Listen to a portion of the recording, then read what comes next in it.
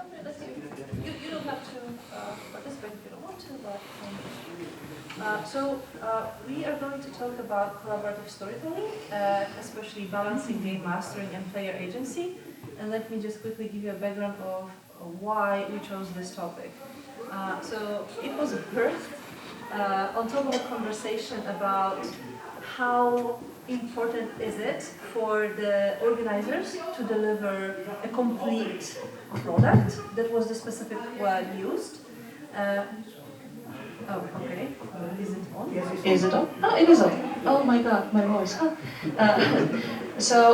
The question was whether the organizers are responsible for delivering a complete product, while the participants are passive, well, semi-passive recipients who can engage with the product however they like, in whatever capacity they feel like joining in, or whether it's kind of like 50-50, that you as organizers prepare a framework for them to engage with, but you also expect them to bring something to the table as well.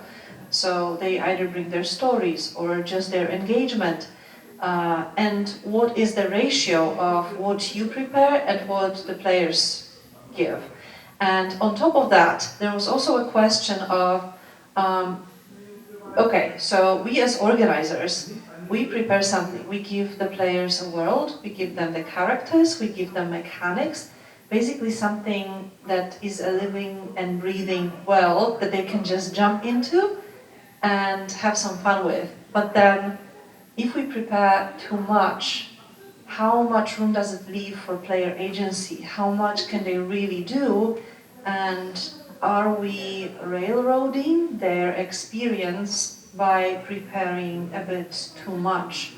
So this was basically the question that a bunch of organizers were struggling with for a while. And I was asking about this in various lab groups, and I had very polarizing replies all over the place, from very radical organizers are responsible for delivering everything to the teeniest, minutest detail, so that the players could just sit back and basically enjoy the show and decide how much they want to engage with it, because it's a product, because you're ticketing it, and that's a whole different conversation.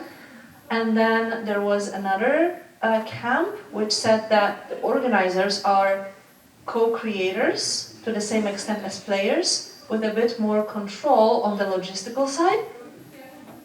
But then the players should also have active input. But this also means that the players, within their agency, should have a say in what the game looks like, what the story is like, where the story takes place even on the design level, and where is the sweet middle spot, where the organizer's responsibility ends and where the player agency begins. And I was very curious to hear other people's perspectives, because I have my own views on this, which I don't want to share yet, because I'm very, very curious what you guys have to say on this. So if anybody has some quick thoughts just on this topic in general before we get to some more detailed questions, I would be very happy to hear that. Yeah, so I can, from the point of view of the player, I think it depends on the firstly communication, because you need to communicate, okay, it's about more a sandbox, or everything is just very rigid and scripted. And I think it also depends on the price and the, let's say, who is organizing. Who is organizing, because if it's a commercial product, it's a product, but if it's non-profit, I have also a different expectation, because, okay, just bunch of folks do it just for fun, so we should help them.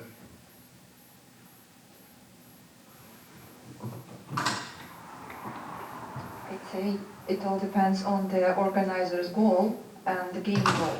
Like, as you mentioned, if our first goal is to make a commercial game to make profit, then it's one way.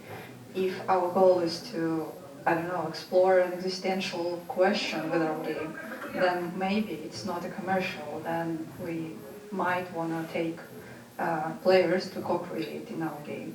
And again, it's something that, in my opinion, organizers should decide along with the goal of the game before even starting it.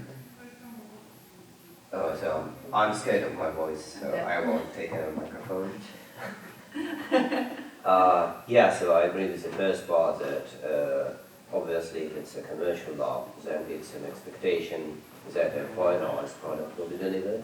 So it's a completely different relationship.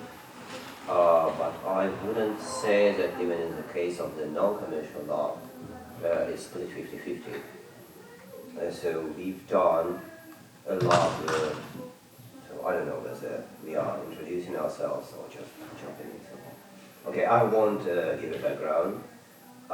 Basically what I wanted to say is that even if you are doing a law with a huge amount of player input, in my experience, it only puts more burden on the organizers. So it's not like we've done this half and you are doing this half. It's about building a big framework with more degrees of freedom so that the players can have the freedom. So it's still about like 70-30, not 50-50. If you want the players to be able to create their own characters and have their own paths and have an input what those characters are, then you need more predefined background about the world, about, I don't know, teams, communities, families that are there, and when the players then can have this freedom in. So that's more or less what I mean. I think you can make a game that will be completely co-creation and collaborative, but it's, in my opinion, would be something very experimental because you always need to have people on the same page before you start playing. And this burden is on organizers all the time, however you pass it. So making sure that everyone is on the same page is still the part of the organization, and however you do, you're circling back to that.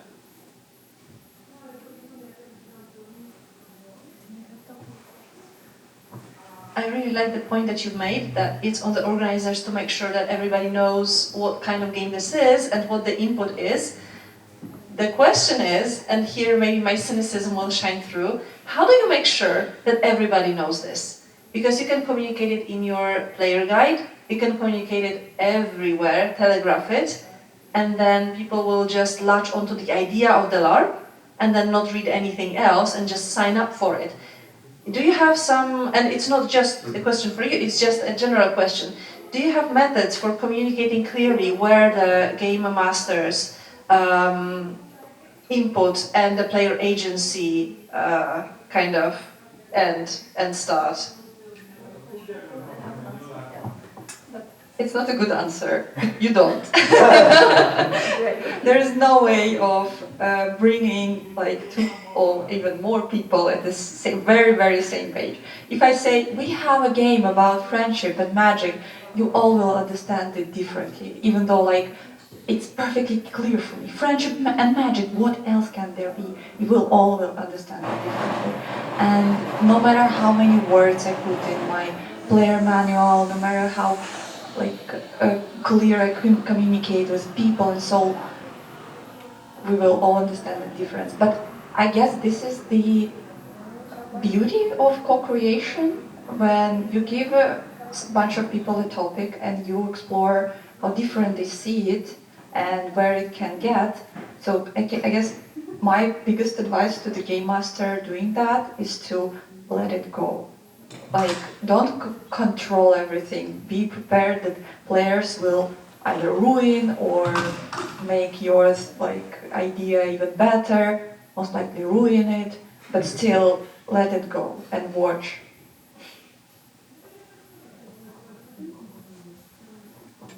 I actually have something to say about this.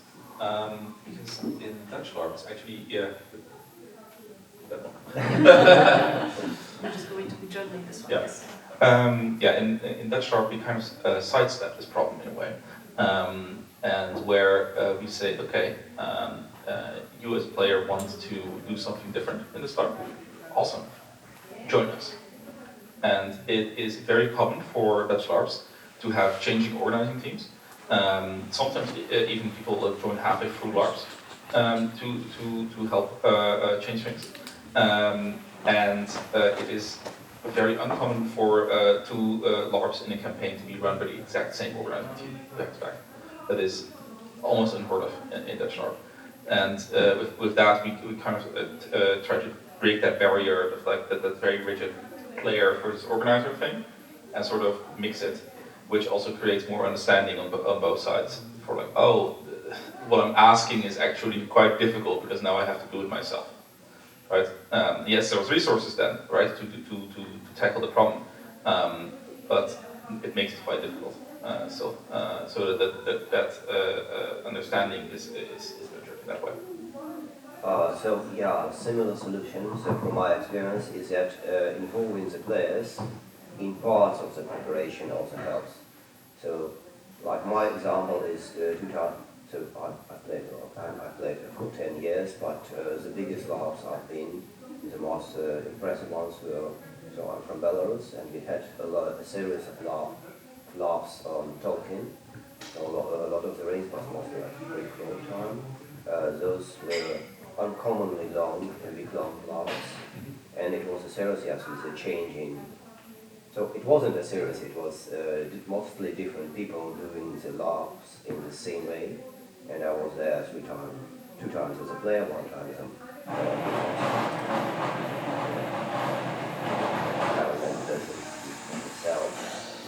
so the idea was that the players also take part of the burden, not of coordination. Like on one of the LARPs we have dwarves of the Lonely Mountains, and I was a player, and I was co-creating the dwarven culture together with one of the game masters, and that way we were on the same page because I had an input, and I was engaged, I was interested in creating it, and they had a control so that they didn't hash against the rest of the game. But it was still not 50-50 because the burden of synchronizing it with inside the game master team was with the game masters. Synchronizing is always. Yeah, so synchronizing is always on the master's part. That's why I'm not sure that 50-50 is going to hold up.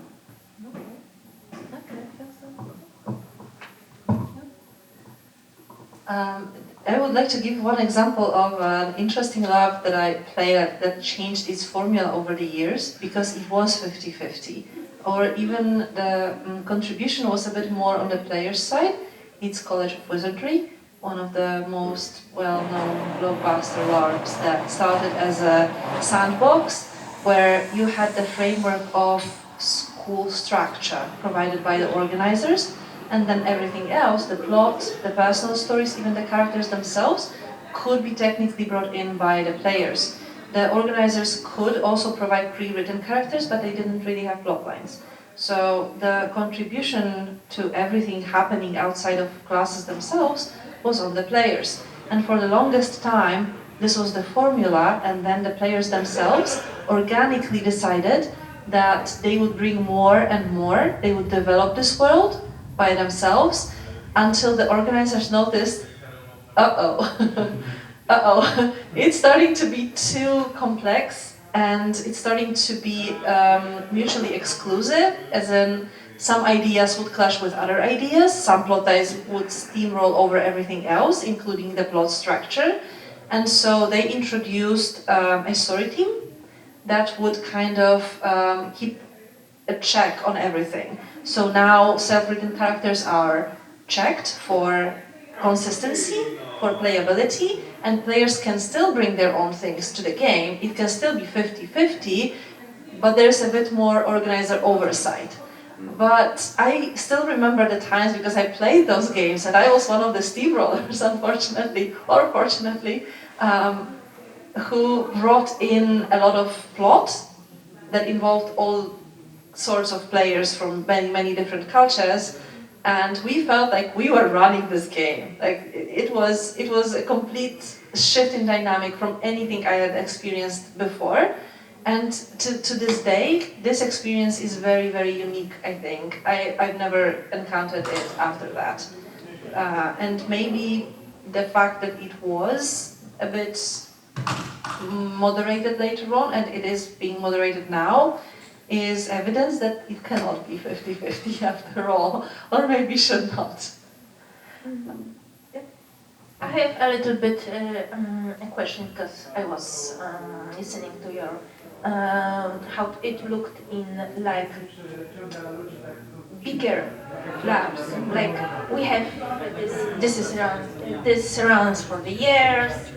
We have this kind of tribe that created around it. But returning to original like problems, how with this 50-50 and so on in projects that are singular, don't have this cycle or company vibe?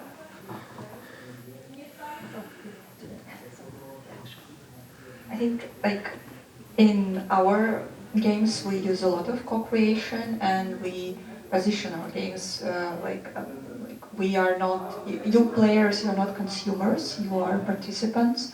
So we do it a lot, even in like games 20-50 amount of players. So like we give them kind of areas where they can participate in. We say, okay, we have a global plot and we are going to write your characters in, so the character creation are on your side. Or we say, okay, we are expecting some conflicts from you, and then we're going to tie them into the game. Or we give them a framework, rules, how they're going to create a story inside the game. So it can really be different, and even the whole point of the game and the whole game idea can be, okay, how we give players like 90% of agency, how me as an organizer, how we can create this game where we're going to have complete freedom. One of the questions that I asked when I was researching this topic was, how do you create shared ownership of the story? And following up on some answers, there was another question: should players have a say in world building or major plot developments? But mostly the first part. So how do we create shared ownership of the story? This also reflects back to the previous question of how do we create player engagement and make them feel like they have agency in co-creating, so that they don't default to the passive recipients of the story. What do we as organizers have in our arsenal to help players feel like they're participants and not customers? What are your thoughts? I think the option is just, to not feel every time slot, for example, give some time, or just allow players just to do some smaller things which maybe do not change the whole plot. But for example, if this is a low fantasy game, you can organize a sort, for example, a duel or any sort of let's say tournament, if it's not already planned, for example, and so people can do it, or just tell them, okay, you are, for example, this faction, and you may do this, because we are fine, but you need to, do it for yourself, do it themselves, yeah. So I can answer how we did this on those token labs that I talked about. So basically, well, first each game was prepared for 2 years, and also the work with the players started in advance. And we sort of separated the culture of each group, and we worked on the culture, so all the values, stuff like that, and it was worked with the players. So the last game where I was a GM, we had 9 people in the GM team, in the game master team, so, and we sort of shared who would be leading which team of the players, and we had regular meetings and sort of workshops with the players, and so say we are having those tokens northerners that are living on the edge of the big wood, and we met with the players and we decided how actually does their culture look like, how much from the historical inspirations are we bringing in, how much from the modern understanding I don't know, humanism and values are we bringing in. So how much are we going for the ethics, how much we are going for the token field, how much we are going for the modern stuff that the players want to see. So we moderate the players, so none of the players actually steamroll over the culture creation. So it's not one person deciding how the rest are going to be played. So the moderation is again on the master's team. But we are creating it together, and that way everybody is more or less on the same page before the game starts. But then we throw the art in the game, and those teams with different cultures clash in the game, and it's very interesting. I'd say this approach can have one negative thing, that people start playing before the game. And it leads to building like higher expectations, and then people, and they do not match with what you built in your head. And then people start to be disappointed with the game and so on. So it's it how happens in my experience.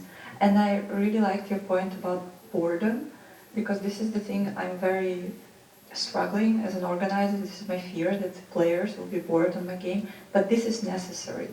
But a bored mind can like lead to many great ideas and so on. And about the question, I have like two nice examples that I personally liked. First is when the organizers created some sort of an open topic where anyone could leave a kind of relation, like I lost my brother, or someone taught me magic, and anyone can take this connection and contact the player and say, okay, I want to be your lost brother, or contact the organizer saying, okay, see this connection, I want to be this lost brother. So this is some sort of the connection marketplace open for everyone, and so everyone can participate and engage. And the second interesting thing is about creating a space of like magical signs inside the game, so a player can interpret what happened to them and add meaning on top of that, and it can create like a magic feeling inside the game, or even a fate feeling inside the game. So like a small thing happened and it meant a lot to the player, to the character, and from this like a major plot was happening. Like I saw a rainbow and I thought, okay, this is a sign that I'm doing right, I have to start a war or something. And it's, of course, it also takes for organizer to create this kind of space where this is possible to happen, but still it was very nice when I had that.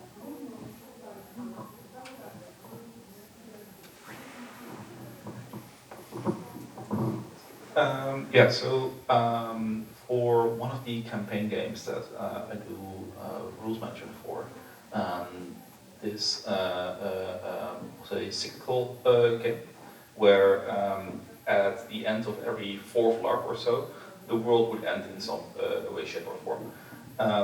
There was one thing that kept coming back, however, and was a big chest. And anything that was put in the chest would be carried over to the next cycle in some way, shape or form. So the players gave their items of significance or things that they connected to plot that they thought was interesting and put it in this chest in some way, shape or form, which was a direct input from players to signal in-game, these are things we care about, these are things we want to continue, and anything that was left behind, because players did not put in the effort to put it back in. And therefore it was a very in-game way to very quickly assess for a story team, these are plot lines we should continue, and this is what we should cut. And it worked very organically in this world. Obviously that doesn't happen, work for every LARP, but similar mechanics can very much help, and the give back from game masters of like, oh, I see you, and I see what you've done, and here's my reaction to that. That is often what I find that new players get really excited about and get pulled into the story of. So design those mechanics because they really work. How many times they try to feed the plot? person into this case? 7, I think, and like one of them was a goblin.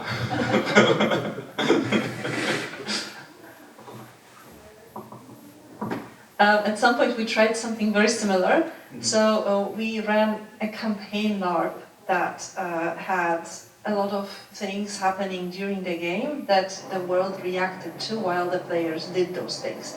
So we signaled the whole thing that the world reacts to it by putting out newspapers that would reflect the changes in the world or in the immediate vicinity of the play area, with some changes to the politics or socio-economic situation in those lands, and the players then had the satisfaction of knowing, hey, what I'm doing at this game actually matters, and I can see it here, not in the epilogue after the game. The downside of that was that we had to have eyes everywhere. We were using NPCs, like little spies that would like spread the web of basically like informers and snitch back to us, telling us, hey, okay, so these guys did that, these guys did that. And then we would just spend half a night putting all of this together, writing the newspaper articles and pushing out the new edition every morning. Don't do that. I do not recommend it. If you like sleep, don't do this to yourselves. Don't do LARPs. Yeah, of course. And okay, I understand that this part was on the organizers more, but for example, I pity that the creators of Antares LARP are not here, because Antares, as a paragraph LARP, created so-called hub of informations, and it was suggested to be analog internet for a new planet, the Antares, where it was a burden of creating the news, letters, information and so on was put on the players between the paragraphs, between the phases of game. And in this way, in some situations, it even created plot points that was impossible to evolve inside the scenes with their props. So maybe this is a little bit like the solution for that. Can I just quickly reply to that? So we actually had a system for that, and we used bards for it. So our bards would go and spread the news, the information, they would make the gossip and the information that came from the players live. What we did in the newspapers was how the world reacted. So it wasn't something that the players knew, because what they knew were little snippets of information about, you know, their little tiny viewpoint of a land, let's say. If they were like a noble, for instance, they only had the perspective of a noble of a specific house, but they had no idea what the rest of the kingdom looked like, especially for the lower classes. So then we could react as the overseers of everything and let them know that the decision that they thought was really good for the land suddenly caused a drought or hunger or, you know, terrible consequences, or on the contrary, something that they thought would harm their opponent suddenly led to the land flourishing and the opponent getting credit for it. So all of that was done by us, simply because it was impossible for the players to know, and it had to be a surprise for them, because it was pushing their plots forward. But I agree that having the players also having an input on the information spread around the game is a great tool for actually giving the agency back to them and making them feel like, hey, this is actually great because people are listening to me and this information keeps circulating. I keep hearing my own gossip coming back to me in-game. That's awesome. Yeah, a small issue with the newspapers is that they affect the world and not your personally. This is a thing we struggled when we were doing a Witcher game, because we wanted a decision from the above to influence like everyone. And if you say, okay, like, I don't know, people are dying, and you're like, okay, you don't give a shit about people dying. Okay, yes, you can pretend to, but you don't care.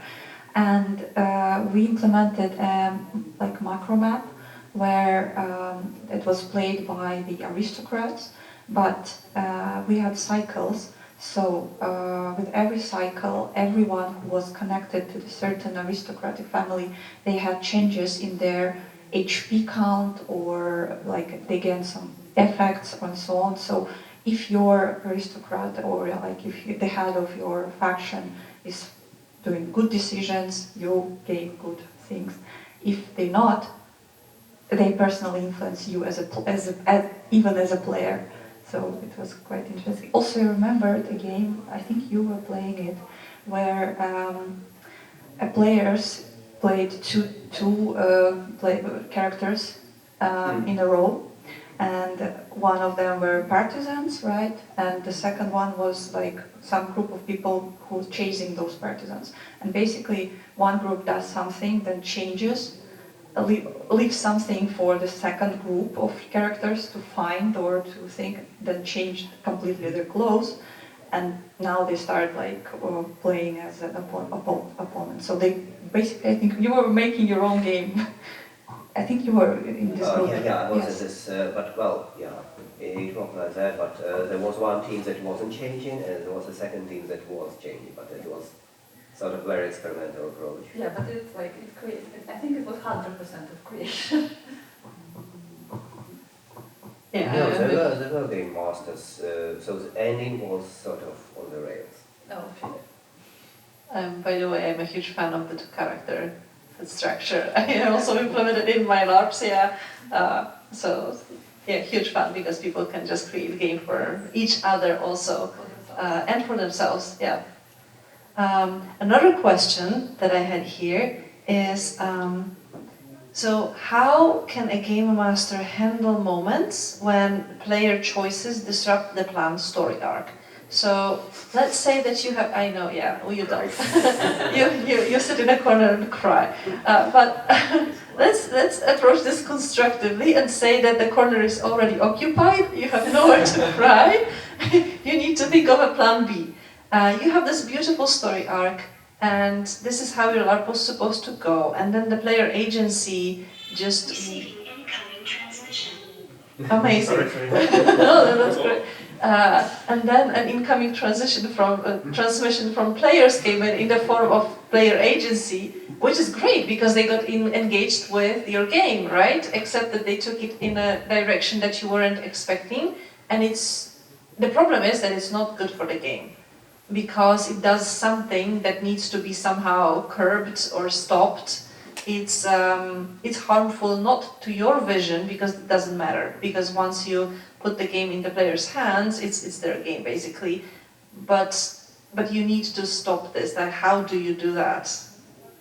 Do you have ideas? Have you experienced something like that? That the game would go in a completely unexpected direction, and you would have to go like, ooh, oh boy, let's like put it back on track, not necessarily on rails, but on track.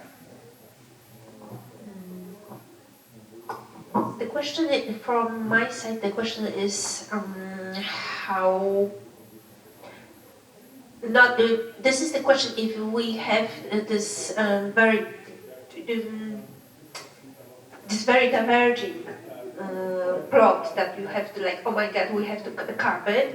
The question is how not only the steamrollers of this divergency like have fun, because they are steamrollers, they totally will have to have fun, but actually I would be interested in what is the response of the rest of the players.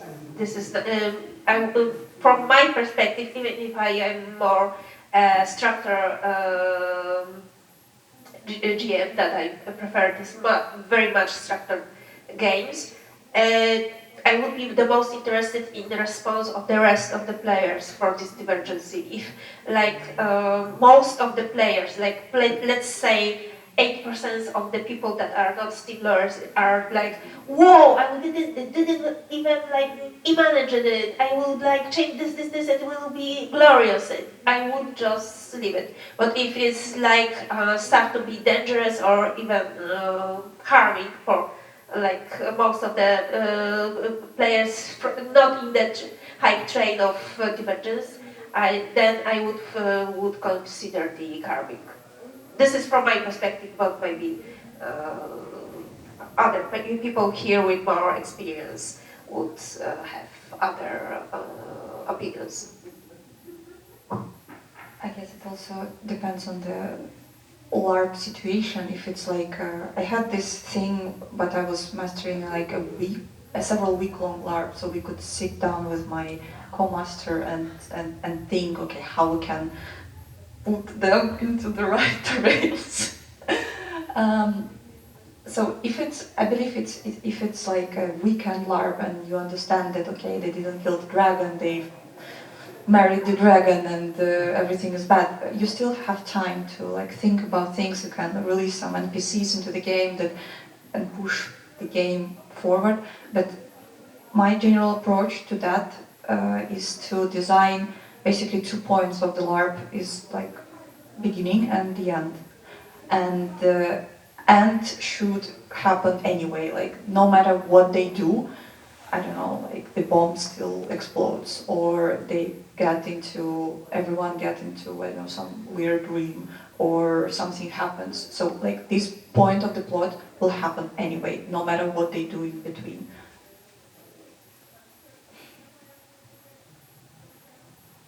So yeah, from my opinion, in the paradigm that I was working in, the only way what to lower the risk by just not taking the people who are known to be steamrollers in the game.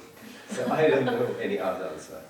But it's a benefit if you have a comparatively small community and you know everybody. You just know that you don't want those people on your game. And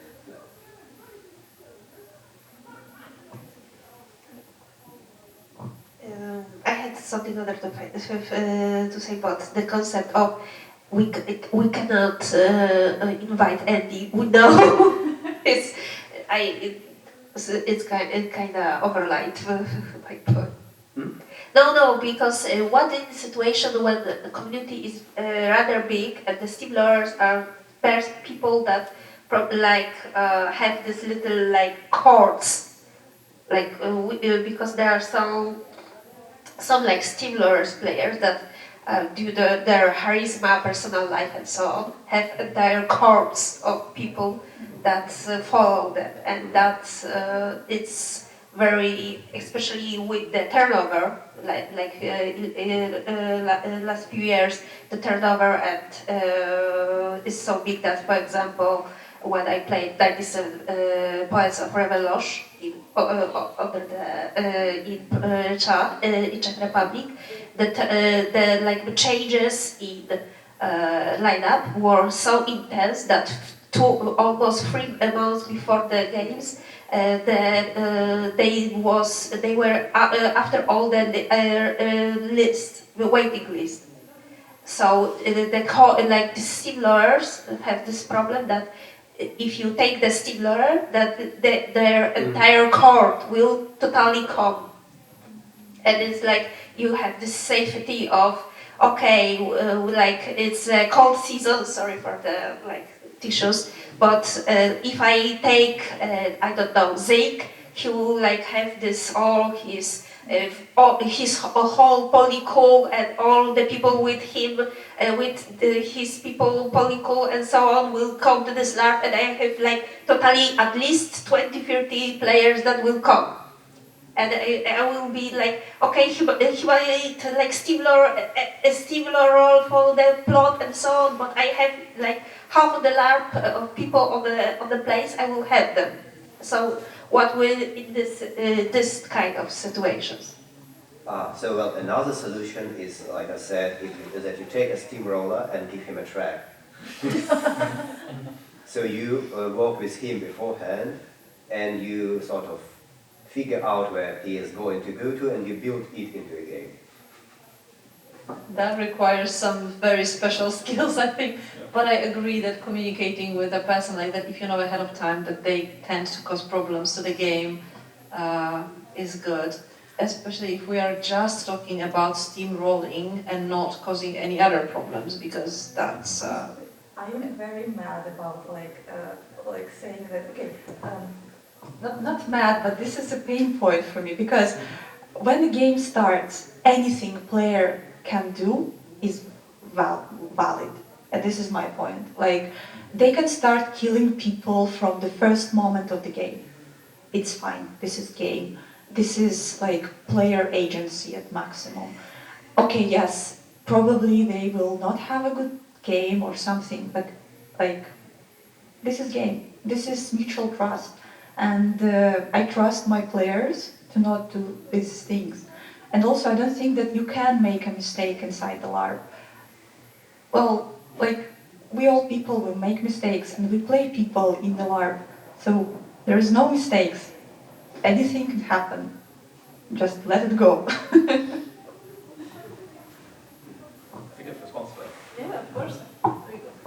So for the most part, I actually agree with what you're saying, and like, yes, anything that players do is to some extent very valid. However, I do think that there is a certain social contract that you enter in when you enter a LARP to say that like, this is what we're playing, right? Like if I'm playing a LARP with one of you and we're saying, okay, we are playing brothers and we're gonna be trying to find our lost dog. Cool. If that is the mindset we're going in with, and then one of us decides to actually, I'm not going to do any of that, and I'm instead just going to run off into the forest and not be seen for the next weekend, then it kind of loses the meaning of calibrating with your co-players or your the game masters. So that is often where I see this going wrong. It's like people align expectations with certain people, either with game masters or with fellow players, and then do something completely different. And that is where those actions are then also steamrolling on a game, have a high impact. That can be very painful for a lot of players. That is where I kind of like draw this line of like, that is where it's not okay anymore. Yes. Yeah. This is inadequate. Yeah. No, fair. And just to build a little bit on what Lucky said, I agree that LARP is a game, but I think that the key word in that is a collaborative game. And that's why I am a bit reluctant to say that everything that's in the game goes, because as soon as other people are starting to get frustrated with this person, or feel like they're being treated unfairly because somebody goes murder hobo on the entire camp, I see a problem. And then I will take this person aside and talk to them and ask them, are you sure you want to do this? Because these people have now lost their chance to play, and all I can do is turn them into NPCs because you went and had your own game. You weren't a very generous player. And I think that this is their mistake. Whether I attribute any ill will to it or not is completely beside the point, because the main rule, I think, of any LARP is be kind / don't be a jerk. And that's like the key word for the collaborative thing. But I think that there can be situations where player agency takes it a bit too far, and then you have to just go, have a knock at their door and say, come aside, we need to talk. Whether this is something that an organizer should do or the other players do, this I guess depends on the game, because sometimes the community just moderates itself, and some of their friends will just go and say, not cool, bro, or like sis or something. And then we go and take this person aside as organizers and reiterate it, or we just let the players moderate it by themselves. But I think that I personally wouldn't just let it go. But then again, I am a bit more, I'm trying to be a bit more hands-on when it comes to the games and trying to control them a little bit more. But the question actually stemmed from a different kind of change in game, a disruptive change, and it was the change of a tone. So I have an example. There was a game that was very heavy, very type 2, so to say, so a lot of crying in the corner and like slapping oneself with a fish, all that kind of stuff, suffering, trauma, and general misery. And then I think because it wasn't my game, I was a player there. And perhaps because the trauma was piled on top of other trauma and then patted down with some more trauma, it was a bit too much. and it turned into, like, some players started to make fun, a lot of fun, and they completely shifted the tone. So there was a group of players who wanted to play this misery game that was designed to be a misery game with a terrible ending, and then the others just decided to turn and make like a comedy LARP because they've had their trauma, now they shifted to the other extreme. And the organizers were so confused, like, what went wrong? What do we do? So we have those people who are basically clowning around, and these other people are crying in the corner, and we have two corners opposite each other. What do we do? And they didn't solve it, and this game just like kind of fell apart. And that's what prompted this question, because I would be stumped. I wouldn't know what to do, honestly, in that moment, especially since it was very close to the ending. And we knew that the ending would be a big oomph, and it never came, because the clowns were clowning, and we were crying in our corner. And yeah, so do you have any ideas how to shift the tone back? I mean, of course, I do not know if it works, but I mean, in this situation, I can also try to show it, I mean, to other players that this was a sort of, you know, this kind of dissociative behavior, that some people were too desperate, they start losing their mind. It could be said like that, but maybe it's a good idea just to, you know, just to talk to these players and ask what's going on, because, I mean, because it's supposed to be a serious game and people expect it, so maybe if you are really disappointed or something, maybe you need to just go off for a time, or just resign, or just play your own little plot outside of the main story, for example in a different room, etc. If you like, but otherwise it's quite disruptive for other players, and yeah, say, don't be a jerk. Maybe it's need to be emphasized then that it was not supposed to be like that. I have an answer from my experience, but it only worked. I think it only works if a game is long enough and you have. So basically, yeah, if you have time to sort of change the tone back. I mean, when we did our game, so we had 9 game masters and a number of NPCs as well, and we had a constant radio contact. And in each camp, there was 1 or 2 game masters that were constantly monitoring what's going on. And we actually were monitoring on which phase of something the players are. So the players in this camp are currently clowning. So we let them do that, and we let them, I don't know, invent a nasty song about the ghost in the barrel.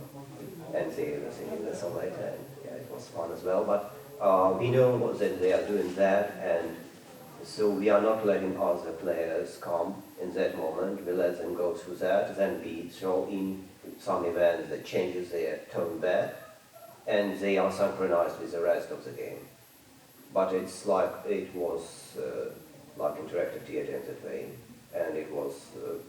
So we did a lot of synchronizing. There was constantly one person in the main camp who kept track of everything what was going on, and specifically not even about the plots, more about the mood. So we played with the mood that way. So yeah, it worked, but you need time and a lot of control. Mm-hmm. So out of curiosity, were you prepared for this plan B, or was it improvised? So it was mostly prepared. So we had a number of events that could happen. And we had players who, well, NPCs on the role of NPCs. We had people who could improvise as well. So it was good to have people you could kick into the side and say, shift the tone back to dramatic, for example. I think that laugh is natural response to stress. So if you stress your players too much, game characters, I guess this is a flaw in your game design, so you should like switch the tone a little bit or give this nice curve. But yeah, I think this also worked well. But I don't think it is possible to quickly as you mentioned, it was the end of the game. It's not really possible to quickly push people from one point of the spectrum to another. So the very best I think you could hope for is to switch them into maybe happy or like hopeful mood, especially if the ending is bad. To meet it with a hopeful mood is the best thing you can do. So maybe like what I would do in this situation is to really like throw in some event that might change the tone, but not into dramatic, because it will cause another stress and another laugh, but maybe to more happy-esque side. Yes, because I will have to agree with previous speaking people, because I think that the example you showed is more example of two things, not communicated that between players and the organizers, that they are like didn't maybe feel comfortable. Maybe there was a person of osoba bezpieczeństwa. If there was a safety person or someone that the players that started to figure out didn't have this vibe, they can go and say something is happening, or they have to like self-regulate with the humor to like save for their own sake. Not because of the game, but because of these all feelings they had, that they didn't have any other way to exclude it from themselves, only to goof around and spread it with that. But I have to agree that also that I think that this example shows the how in most modern LARPs, for which I played even so a few years, there is purposeful change of pace to like exclude these emotions. So we don't have this accumulation of one emotion, because people will break. But even if you want to keep the tone constant, it's very good to have this moment of change of the way of the playing.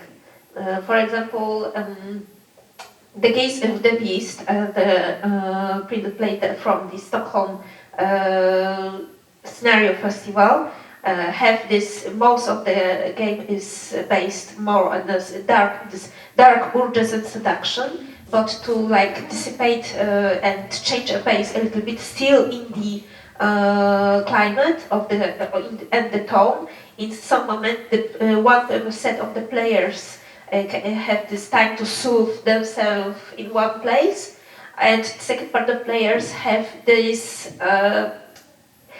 theatrical fight that allow them like vent off this frustration that was created in their characters.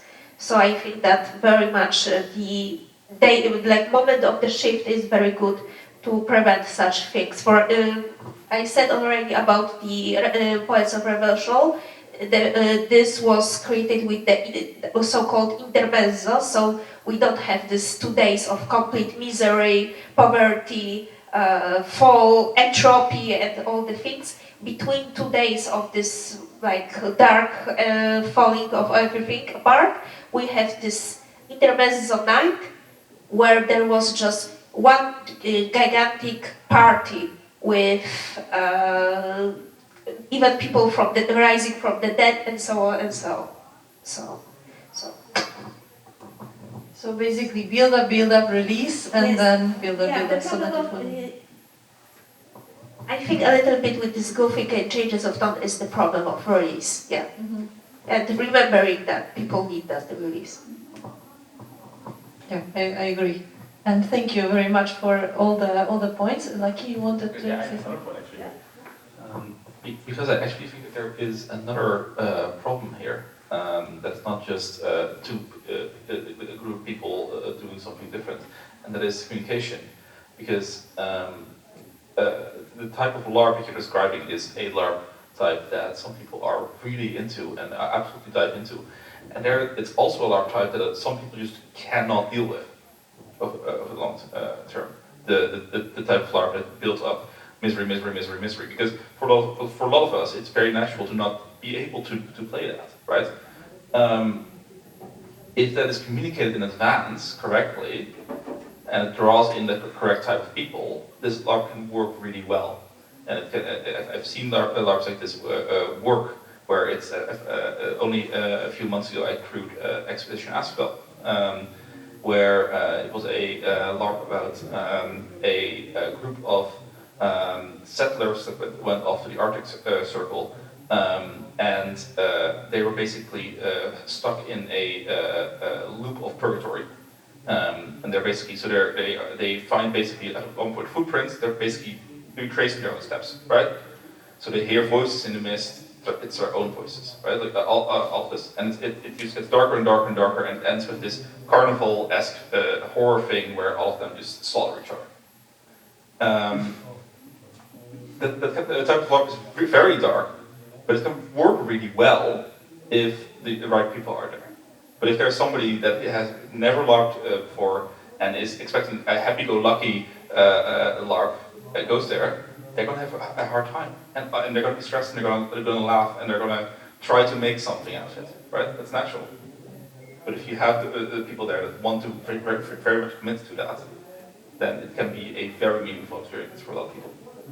So I would also dare say that from organization's side, this is also a slight communication problem.